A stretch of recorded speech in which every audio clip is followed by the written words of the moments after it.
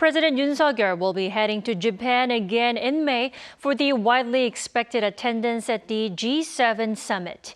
South Korea has welcomed Japan's invitation to the meeting as another constructive step towards amending bilateral ties as well as strengthening cooperation in the region.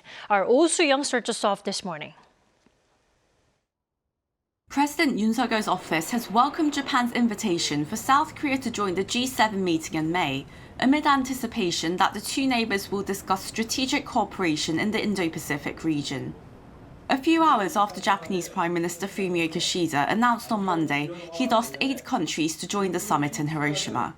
Seoul's top office spokesperson Lee Do-woon said in a written statement Monday this was a positive measure taken as a result of the Yoon-Kishida summit last week, affirming their will to resolve the historical sticking points that triggered the trade war in 2019.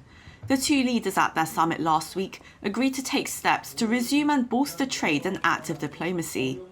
Critically, they saw eye to eye on strengthening cooperation in the face of various economic and security challenges, with the South Korean president highlighting the two countries' common values of upholding liberal democracy, the rule of law, and market economy.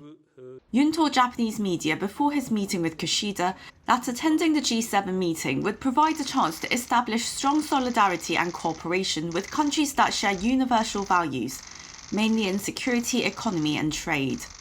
The G7 summit is widely expected to focus on the ongoing Russian invasion of Ukraine and financial instability across the global economy.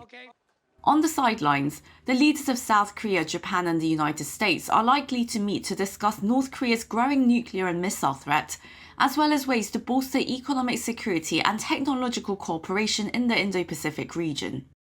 In this regard, Japanese media reported that Canada is eager to form a 4-country cooperation framework with Seoul, Tokyo, and Washington amid geopolitical frictions with China and Russia. Such an informal framework already exists, comprising the US, Japan, India, and Australia, known as the Quadrilateral Security Dialogue, or Quad for short. The Japan Times cited diplomatic sources who said Canadian Prime Minister Justin Trudeau proposed a new Quad to Kishida in January. When questioned about the idea, a South Korean presidential official told reporters they hadn't heard of a new Quad so far, but cooperation in military and economic security is highly likely to be discussed during the G7 summit or Yoon's upcoming summit with US President Joe Biden next month. Soo-young, Arirang News.